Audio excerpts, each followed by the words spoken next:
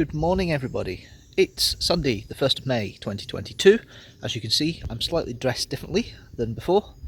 I'm at Spynie Palace, first reenactment weekend in 2.5 years, and it's a bit quiet, so I'm going to take some time to explore the palace a little bit.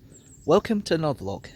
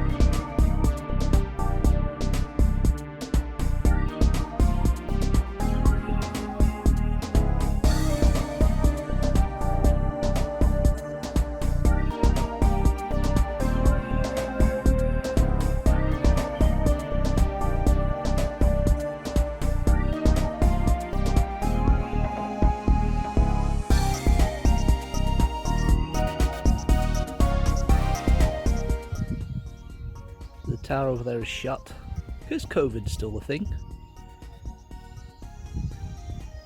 and obviously safety is paramount, so you get some less modern features. In the background there you see the camp, which I will explore.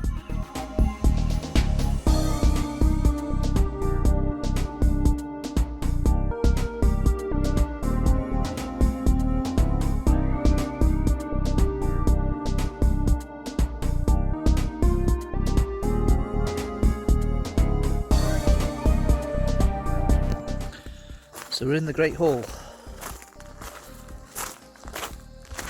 2 levels, must be in the basement bit. On the ground level I'm in, because there's the fireplace and one of the crenolines. Lovely.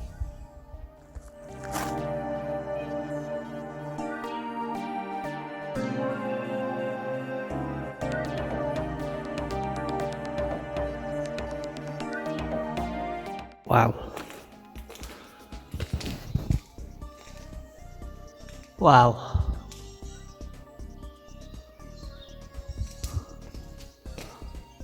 It's brilliant. Definitely bird nesting in here, look at that. Look, finches.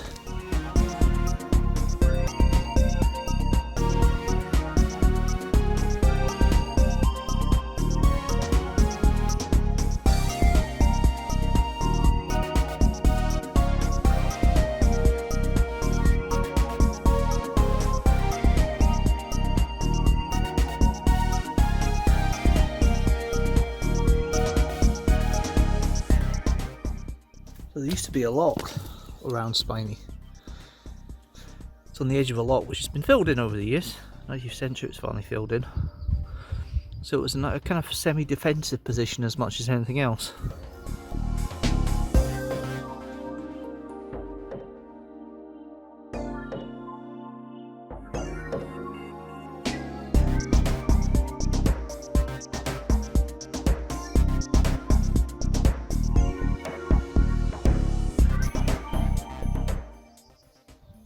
Into Morrisshire,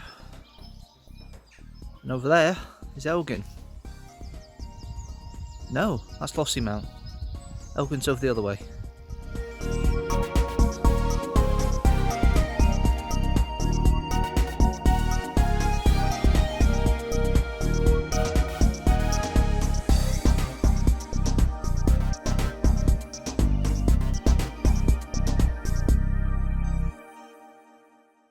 In the camp, and I have here not maybe Bruce, but Bruce's bodyguard. Is that correct, sir?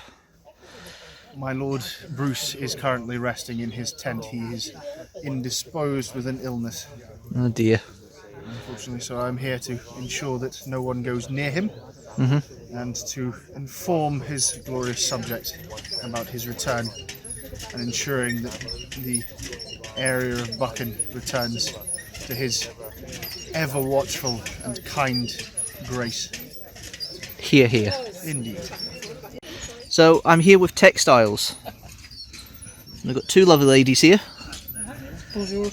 Yes, Catherine and Paulina. Yeah, Yeah, that's what I'll do. yeah. Trying to keep the medieval stance there, you know. Pauline's a French name, and we're Is it? practically French, weren't we? So I think Yeah. So what have you guys been doing the past couple of days then? I've been combing wool, using a wool combs just to get the raw fleece into the comb state, which is a bit more Usable. usable, Spinnable. aligned. This is what the sort of state you get it into before you start spinning it.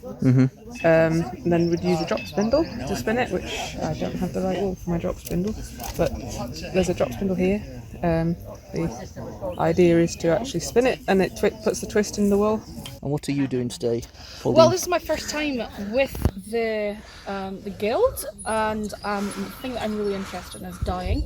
I've done a little bit of dyeing in the past, very much with what was available in the Iron Age, but now that I'm here today, I'm learning all about these new dyes, these newfangled, fashionable dyes that have come in from the Middle East, and I've been hearing what Leslie's been telling the public. Indigo and cochineal. Yep. Oh, this is the indigo, beautiful blue dye. Previously, people would have been using woad for blue. Yeah. Woad plant grows readily in Scotland, voraciously, if you allow it to, which is why mine is at home in a pot. And hopefully not shedding its seeds everywhere. The woad plant contains a very small amount of the indigo molecule. Yep. Clearly indigo has a lot more of it. This is my favourite. I know you were saying it was your favourite yesterday, but this is definitely my favourite because when it's in the pot, it's a yellow dye. You bring it out into the air, there's a chemical reaction, and the yellow goes blue. And just how that must have been for primitive Alchemy. people. Alchemy, absolutely. So, and then Leslie's got all the different jars here, including, is this turmeric? Turmeric, yeah. Turmeric. And the other expensive one, even The other expensive today. yellow is saffron, which is extremely expensive. It comes from the stamens of crocuses and was grown specifically as a dye stuff, as well as a food coloring, I think, too, but extremely dear. Madder is one that was grown locally in Scotland as a dye stuff and gives you these wonderful rich red browns. Depending on what you mordant your wool with, it will change the color. For instance, this was just dyed as it was in a dye pot, no mordant at all, which is a pre-treatment to help the dye stick. But if you mordant it, for instance, with alum, which was available in Great Britain in the 14th century, then then you'd get a bright red, for instance. So you get really different colors. It was very much a chemical process, and alchemy is the correct term for it, really. So we have our liege lady here sitting ready to go. You may call me my lady, everybody else does. Yes, I know. I better do that. There's a birch rod at that owl shop. There is, yes, and I'll be waving it at you anytime soon if you're a bit cheeky. So you're doing calligraphy, and I can't am. say that this time on Sunday morning, but Yeah, I think this is a giveaway. yes, And the ink. and the ink, Yeah. and the quill pen. So, we've got some planes flying overhead of the sound of it. From the RAF base. Yeah. Anyway, sorry, a bit noisy there. That's alright. Doesn't worry me any. Yeah. So so it's not just simple letters. There's different styles of lettering, isn't there? It's like modern fonts, but in a different. There are. Might have to wait. Yeah. It is loud, isn't it? On the table we have 4 different scripts that go from early Christianity through to the period that we represent now, which is the early 14th century. I've split the alphabet sheets into different colours so that people can follow the sequence, because unless you're giving somebody a lesson one-to-one, it's very difficult for them to really quite understand what to do. So we've made it as easy for them as we can, and they follow. And we've get some really good results. You'd be amazed how many people have an affinity for calligraphy they didn't even know they had. Yeah. So it's great fun. So we have the Herald. With a mouthful of water. Yes. Hello. Well, it's quite warm. Yeah. So I'm the King's Messenger, the Herald, his ambassador, but also I have a role in when the army's being mustered to ensure that the knights and the nobles who say they're going to turn up with the requisite equipment actually do turn up. So I become an expert in their identification, their heraldry, and that's what it's all about. So it's not just pretty colours, there is a set rule set, isn't there? Yes, there are two basic rules to follow. Gold and silver are represented by yellow and white. No metal on a metal, so gold and silver are regarded as metals. And you've got 5 basic colours, and you can't put a colour on a colour. But apart from that, you can have a metal on a colour and a colour on a metal, but never metal on metal or colour on colour. And you've got the two either side there, ermine and vair. Yes, there are sort of a couple of furs. The basic ones are ermine, which is the tail of the stoat in its winter coat. And you've got vair, which is the belly fur and the back fur of a squirrel stitched into a pattern. Yeah. And there are variations of these. You can have ermines, which is white spots and black, and ermine noir, which is black on gold, and peon, which is gold on black or black on gold. So yeah, there's a lot of variation in it. Little bit. And then you've got the designs here. Yes. So obviously everybody recognises or should recognise the saltire. Yes, that's the Scottish saltire, and in the heraldic language it's azure, a saltire, argent. It's all based on sort of Norman French. So these are some of the basic charges, quite geometric, but you can see from the other shields about, once you've obeyed the basic rules of no colour on colour, no metal on metal, you can let your imagination go mad, run wild. Yeah. So these are 2 plates. Looks like it's an English army. So this is Bannockburn, This is is it? Bannockburn. You've got Edward II here with the English royal coat of arms. But these are the commanders of some of the English at the army of Bannockburn. But we've got some Scots in it as well, because that's a common coat of arms up there.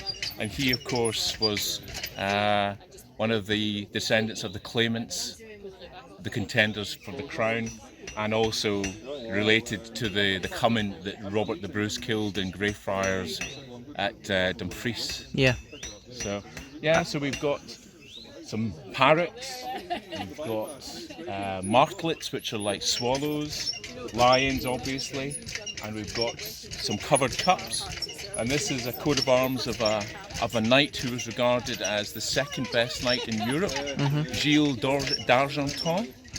And after the battle, he sort of rescued Edward II. He led him from the battlefield, and then he said, Your Majesty, I've never fled from a battle in my life, and I don't intend to do now. He returned to the field of battle at Bannockburn and was killed. So, cementing his chivalric, place in history. And then we've got the Scottish ones. The Scottish ones, yeah. So I recognise a couple of these here because the shield with the checkered pattern in the middle with the yellow is Stuart or Stuart. Stuart, yes. And then the one with the chevron on the top left-hand corner is Carrick. Carrick, well, you know that. I would know that, yeah. And you've got a ship one there, which is MacDonald, is that right? MacDonald, Lord of the Isles, yes. Yeah. So the names of the bearers of these coats of arms are still prevalent today in Scotland. So you've got Hay, Keith, Boyd, Stuart that you mentioned, Sir Thomas Randolph, the nephew of Robert the Bruce, Sir James Douglas, Campbell, Seaton, the Bruce coat of arms, and that's another Bruce, that's the Lords of Annandale, Ross, Sinclair, and Abernethy. So yes, there is the heraldry. And it still exists today, doesn't it? Yes, today so the Queen still appoints her representative with full power to grant arms, and he's the Lord Lion, King of Arms. His office is in West Register House in Edinburgh, just across from the Balmoral Hotel. And if you are domiciled in Scotland and of good character, you can apply to him to have your own coat of arms. And it's still a living tradition, and the number of petitions for coats of arms is gradually or increasingly going up. So yeah, if you're Scottish and you want a coat of arms, apply to Lord Lion. Yeah. One other thing about the coats of arms, they're unique to the people, aren't they? They're not family. That's correct. Heirlooms. A lot of people come and say, "Oh, I've got a family coat of arms," and I feel really very sorry to have to disabuse them of that. One coat of arms, one person. It's all about identification. So you can't have people with exactly the same coat of arms within a family. They may be similar, but they're never exactly the same. One person, one coat of arms. So we're at the Armoury, and I have a suspicious young lad here who's going to show me all the stuff. Yes. Well, we've got all sorts of different weapons and armour here, all roughly from the 1300s. We've got various pole arms, a spear, halberd, a ball and chain, pretty nasty thing there, a big two-ended falchion, which is the exception to swords being sort of a backup weapon. Somebody might walk around with this as their main weapon. Dangerous against armour as well as flesh, better against flesh, but quite a nasty little one. Yeah.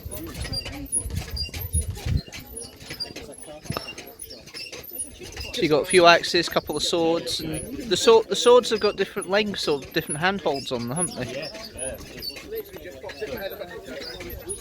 We've only got two types of swords in terms of length at the moment, which is arming swords, which is basically just defined by the handle being the size of one hand. I could get both if I gripped upon it, but the handle itself is definitely a one-handed sword. Yeah. It's definitely light enough to be a one-handed sword. But we also have a hand and a half, a long sword, which has got a long enough grip for both my hands to get on it just. But I can hold that in one hand quite easily as well. And you get a two-hander as well, which is what? You'd have definitely a longer grip than that, so it would probably be all the way down to nearly at my elbow, a two-handed sword grip. Yeah. And would probably be a lot longer, because the difference in blade length between the two, the arming sword and the long sword, isn't super significant. They're pretty close, really. Yeah. The grip length is much more of a significant change. Which does mean that despite being the two-handed sword, you're really getting a lot more manoeuvrability out of the long sword than an arming sword. Yeah. And you got axes there, which were quite a common weapon, Yes. weren't they? Because they were easy to make. Stuff like that. Yeah. Very much a common weapon. That is pretty much just a wood axe. Pretty much everyone's got a wood axe at home.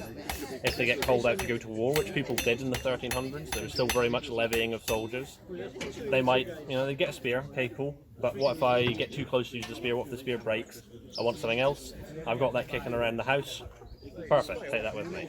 A knife out of the kitchen, take that with me. So, ones like that, you see them all over the place. But then we've got a much more dedicated to battle axe there. It's got a bit more of a beard on it that's used for catching things, and it's got two different spikes. Both of them have got diamond edges, which are pretty good against armour, chain and plate alike. Very much good for fighting people in armour. All the weight in the front, which means there's a lot more impact behind it. And chainmail, very bad at absorbing impacts, plate a little bit. But for absorbing impacts, you have something like this, a gambeson on underneath your mail armour. Yeah, so gambeson is a padded jacket, isn't it? I'm going to misbehave here just so I can get a bit closer. Gambeson is either going to be 2 layers of cloth, canvas, linen, something like that, wool, and inside stuffed with hay, stuffed with wool, stuffed with hair, stuffed with whatever you can get your hands on. And there is some that are layers and layers and layers and layers of one cloth, which is more expensive, but you can get more amount of absorption out of a thinner piece of clothing, which stops all this bulkiness necessarily. Both exist. This one's buckle at the front, not super common, but otherwise it's a fairly typical design of gambeson. Yeah, and very good in cold nights. Yeah, unless they get wet. That's true. They're not warm. And then we've got the shields down here. You got what looks like a blank heater shield. Heater shield being the shape of them. Yeah. And then you've got Bruce's crest there as well. Yeah. So heater shield is the shield-shaped shield, I guess you could say, what you see on all of the coat of arms as well. It's in Bruce's colours, so yellow and red with the red rampant lion. It's all strapped up on the back, so that when it's on my arm, if I have my arm straight at my side, it's pretty much flat, and then I bend my arm to about 45 degrees, brings it level and properly covering me, which is the perfect angle for my arm to absorb impact and shocks. Yeah. hold it quite far away from me because if I set that there, when it's right up close, you can see quite a lot of my legs and things. If I push it out, you can suddenly see quite a bit less of me, so it's covering more area. Yeah. Oh, one more thing. Kettle helms. Helmets, yeah. So we've got 2 kettle helms here. Actually, we'll use this one. Very simple design. Covers just the top of my head, but the brim allows quite a bit of protection over the sides of my head, especially from stuff coming from above. So if arrows are being shot down from somewhere, this is pretty perfect for that. They call it a kettle helm because if I strap it up like that and were to hang it over a fire, I could cook in that. Use it as a little pot. Probably not with that. Not with the padding inside, yeah. Sorry, trade secret. And it is one of the most used helmets in all of history. Yes. They come around sort of the 1100s and they're still used in the 1900s. Well, into the First World War as well. Even in the second, some places use them. Yeah. Not Britain anymore, but some other countries still use Brody helmets in World War II. Yeah. And there's probably somewhere that still uses these today, honestly, but not in a big official use anyway. Yeah. Slowly. Yeah. Just work yourselves up.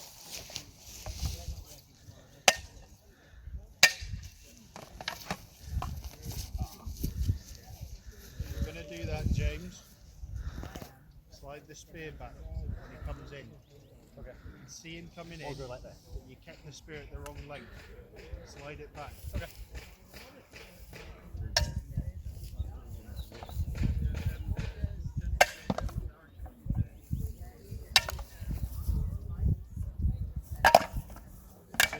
He's attacking you, don't let him push you back. You push him. He did get me. No, I know. But that's my point. Just because he's attacking you, don't fall back. Hold your ground or push him back. Welcome, good man, to the blacksmithy forge, where we are overseeing 3 brand new apprentices. Master Smith is having a group of well-deserved seat, while I, the journeyman, are here at the front to keep an eye on the wares and make sure that they go to a good home. So, if you look down here, we have various levels of completion. We have a completed falchion, created by one Louisa Barnett. And here we have an in-progress sister dagger. Same design. Once it's completed, it will just be a smaller version of our falchions. We also have a fine selection of axes and armour as well. If you're not sure, we've got a kettle. This is a kettle helm. We can make these very easily, nicely. But we're not just doing weapons, because we do a bit of everything. We also have kitchenware. Fine spring steel hardened cleaver for chopping all of your finest meats. Once it's done, this will go straight through a pig in one swoop. And also utility knives as well. If you need to do any whittling or just general stabbing in general, you've got. And we also have eating ware as well. We have one knife and fork here of our Master Smith's personal equipment he has kindly donated for us to show. And then you've got staple. We've got a staple there, haven't you? Staple, yes. So this is a wood staple. What we're going to do is we've been handed this table leg to repair. As you can see, it is split quite aggressively across the wood here. So we're going to make 2 of these for each leg. These are just going to go in here and create a temporary fix for our table legs. So our kitchen can have more surface area to cook it on. Yes. Best I can say at the moment is So this, it's a different kind of staple. We have a masonry staple. You find these in the walls of older castles. For stonework. Yep. This is how they keep the stones from wobbling around and falling apart. And we go right down to basics. The first thing our apprentices would ever make. Nails, which is what they're doing at the moment. Currently they're making more staples. Same progress as a nail. All we're doing is just making it double-ended rather than flattening it off on the end. Yeah. We would usually have our apprentices making these one after the other, possibly for a year or 2. And eventually we get to the point of making one every 15-10 minutes. The point of that is that they can keep making them over and over again. They get better at making them. They work faster. It also means that we're getting nails put out to the carpenters. Yeah. It means that we're getting a trade out of training the people. Sorry. You good? That's all you want it?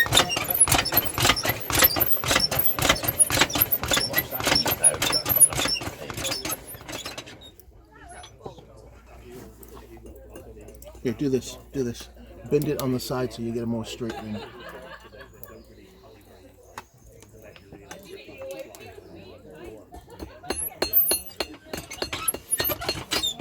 And when you come back to do the other side of it, drop the bent bit down the hole there and bend it over. So, should we call you a Fletcher, or are you something different, or Just an archer. you're just an archer? So a Fletcher is someone who makes arrows, Yes. and a bowyer is someone who makes bows.